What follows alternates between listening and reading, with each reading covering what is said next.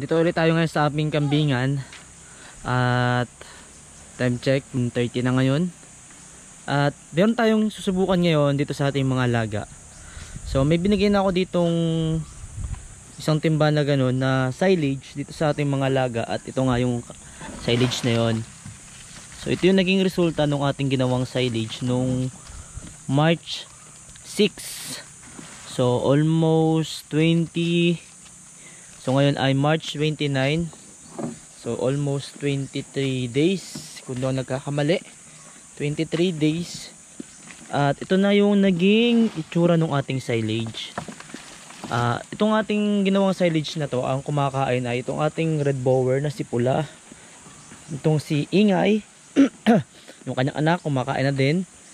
Itong si Bunog, at yung ating kambing na si Supremo. Sila yung kumakain itong silage. Hindi lang makalapit yung ating mga tupa dahil inaaway kasi nitong si Pula eh. At so far ay para sa akin masasabi ko na goods naman yung ating ginawa na silage. So ang amoy pala nito guys ay amoy ano siya, alak. Medyo maasim-asim. Tapos medyo may amoy din na matamis gawa nung molasses na nilagay natin. Kasi every layer ay kada dasik natin, every layer is naglalagay tayo ng molasses. So napaka napakabango. At masasabi ko na goods yung ating ginawang silage, So yung resulta para sa akin ay maganda. Walang mga alam niyo yun, yung mga amag sa ibabaw. Pagbukas natin, walang amag na tayo nakita, as in dry yung taas niya. Pagkakita natin, dry yung itong mga dahon. At wala tayong makita ng mga amag. Kasi yun yung indication na hindi maganda yung pagka-silage kapag inamag. At pag ganun yung nangyari sa inyong silage, it possible na hindi na i-compact ng maayos. May pumas o may hangin pa rin doon sa loob ng drum o doon sa plastic na pinaglagyan natin. Kaya hindi talaga siya o kaya siya nagkaroon ng amag. At itong ating gawa para sa akin ay ito yung una nating subok sa paggagawa ng silage. Kaya hindi pa tayo bumibili ng drum at saka yung plastic na pwedeng paglagyan ng silage. Kasi ito yung ating kumbaga yung testing natin, trial and error na ginawa natin dito sa pag-silage. At dahil maganda yung naging resulta, so para sa akin disclaimer lang, hindi tayo pa-expert sa paggagawa ng silage. So yung mga ginagawa pa natin dito is mga pagbahagi lang natin. At sa mga expert nga pala po sa yung mga malaking farm na gumagawa ng silage, comment down below naman po any suggestion, reaction dito sa ating ginawang silage, kung para po sa inyo ay goods po ba to. Pero based sa mga napanood ko din at research regarding sa paggagawa ng silage, yung mga indication ng silage na goods para sa mga kambing ay masasabi ko na nandito naman sa ating ginawang silage. So goods na goods. So hindi pa lang talaga natin nakikita kumain yung ating mga native na kambing tsaka itong ating mga tupa, kasi matapang tong ating red bower. So ngayon tayo ay nasa transitioning pa ng pagpapakain dito sa ating mga alaga. Kung hindi man kumain itong ating mga alagang native na kambing at saka itong ating mga tupa, pero itong mga tupa for sure kakain naman yan, kasi walang pili ang tupa. Ito yung ating tupang buntis na, kita nyo, laki na lang siya, no? Nahirapan na rin siya maglakad. Ito yung ating menjaga na nakaraan ng DCM. Yan. So ito yung kanilang kulungan na hindi pa rin tapos. Magpapa-extend pa tayo ng kulungan na mas maganda dito, yung as in maganda na talaga. At dahil nasa transitioning period pa nga tayo ng pagpapakain ng silage dito sa ating mga alagang kambing, ay maglalahok muna tayo nung kalimitang kinakain ng ating mga alaga, which is yung dahon ng tibig. Yan, yun. So yun yung ating ilalahok muna dito sa ating silage. So ang gagawin natin transitioning is 50% ng dahon ng tibig at saka 50% din ng silage na ginawa natin. So yun yung magiging ratio ng ating ibibigay na pagkain o kumbay dito sa ating mga alaga. Dahil nandun pa nga tayo sa transitioning period, kasi hindi pa nga to kilala itong silage nga, hindi pa kilala nung ating mga alagang tupa dito tsaka iba nating mga kambing.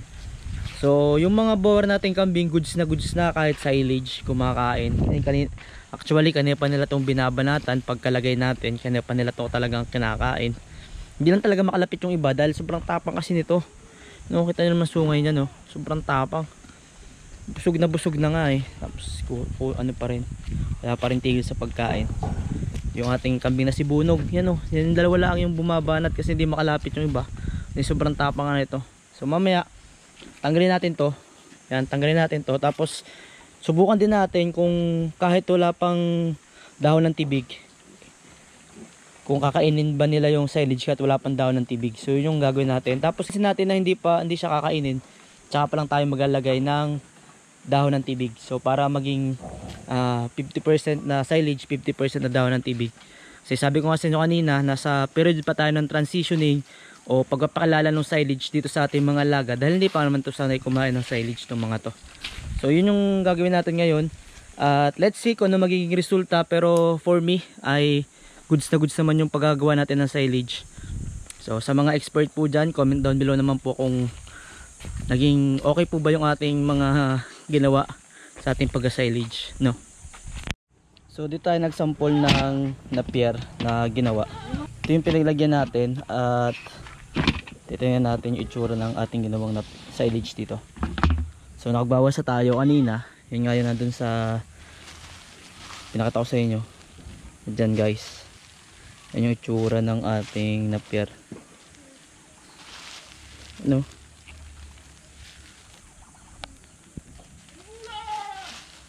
Ito lang yung kapino na ginawa natin. Kasi ito yung mga matitigas na part, pero malambot na rin naman. Kaya na siya durugin nung ating mga laga kapag kinain. So yun, quality guys.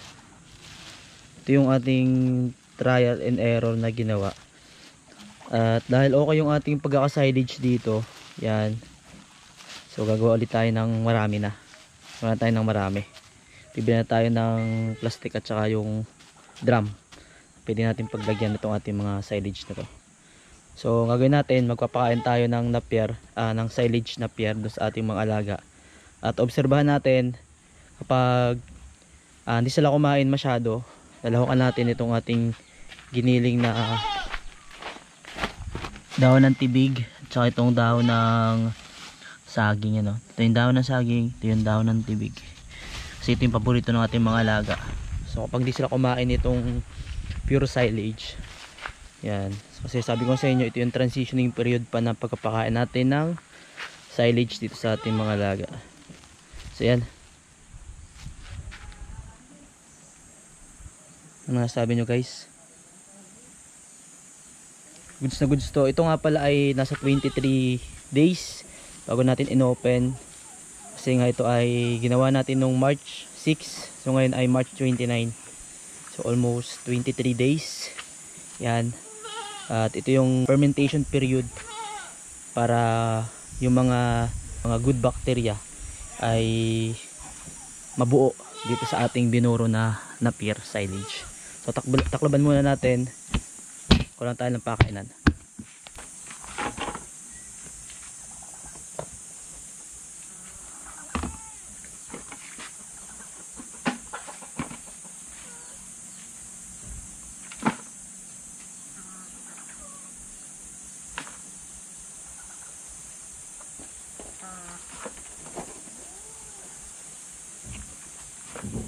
So isang timba muna ibibigay natin doon sa ating mga alaga. Titingnan natin kung kakainin ba.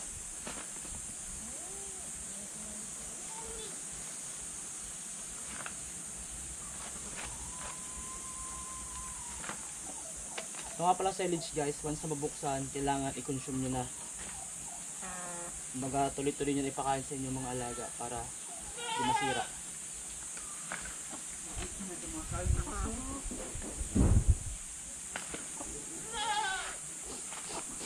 Gawin natin ulit.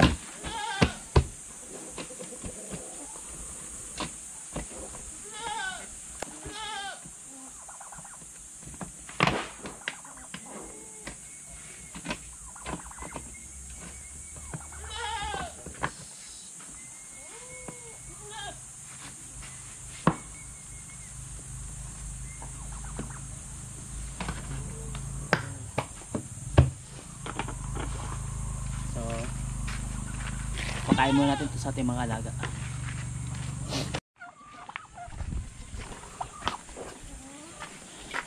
Uy, yan dito. Ano ba kinakain kayo? Bus na?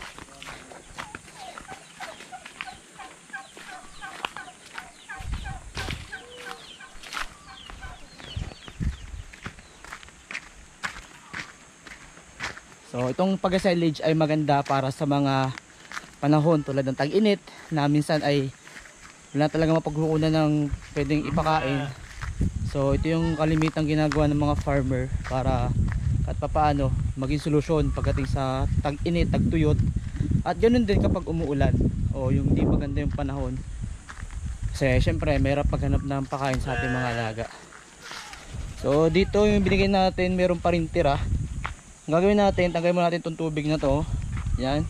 Para makakain itong ating mga alaga. At titingnan natin kapag naubos nila, ibig sabihin tanggap na panlasa nila. Pero kapag ito nito na konti lang yung kanain, so kailangan pa rin talaga natin maglagay ng ibang pagkain na kumbaga swak sa panlasa nila. Kasi hindi na talaga yan basta-basta uubusin din. So yun lang muna gagawin natin ngayon.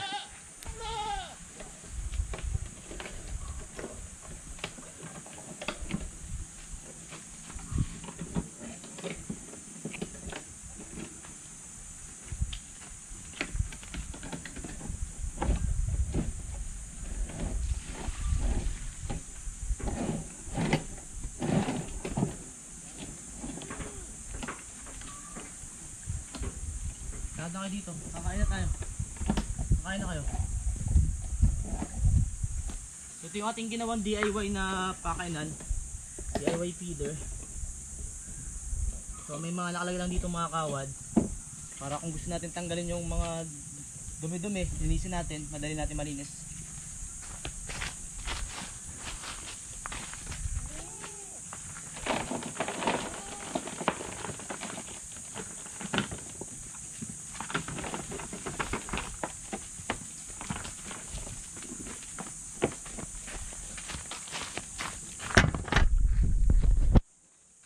So yan, tingnan natin kung maubos ba nila. Oh, ang ating mga tupa kumakain. Itong mga tupa kasi talaga namang wala itong pili pagdating sa pagkain. Tingnan natin. Ulakas kumain ng tupa natin, oh. Nice, nice, nice. Good indication na maganda yung pagkakagawa ng silage natin. Yan, ganyan dapat.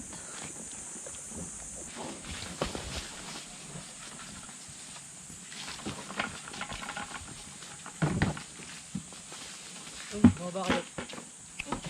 Wala.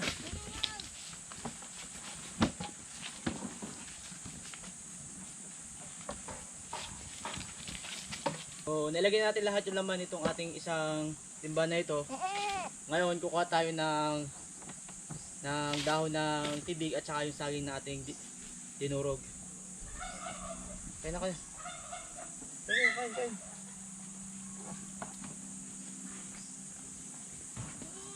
So wala naman akong problema dun sa sa palatability. Kasi kinakain naman ng ating mga alaga. Yung mga native natin, yun yung hindi ko pa nakikita kumakain. Pero for sure, kapag nilagyan natin yun ng dahon ng tibig, tsaka dahon ng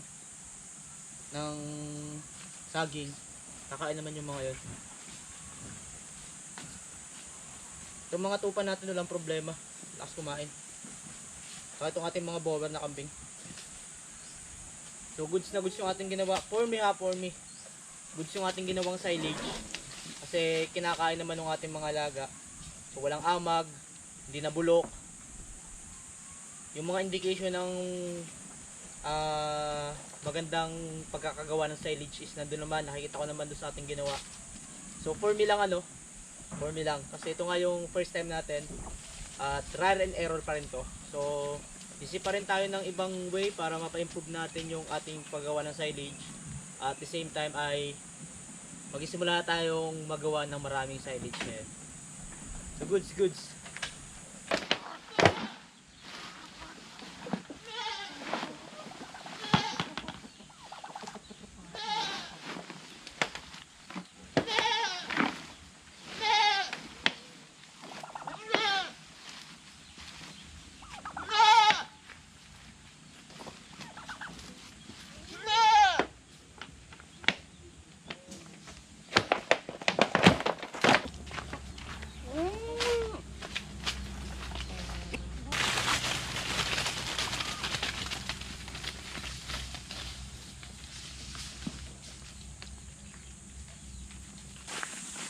Maglalagay tayo ngayon nitong dahon ng tibig, saka dahon ng saging.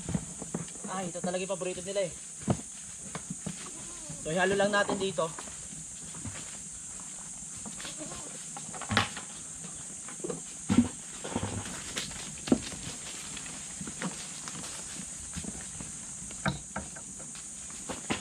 Pag-halo-halo lang natin.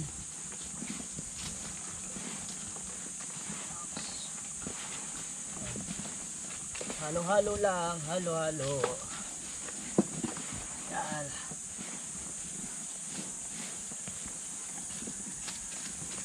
Pag-halo na natin. Tingnan natin yung result mamaya.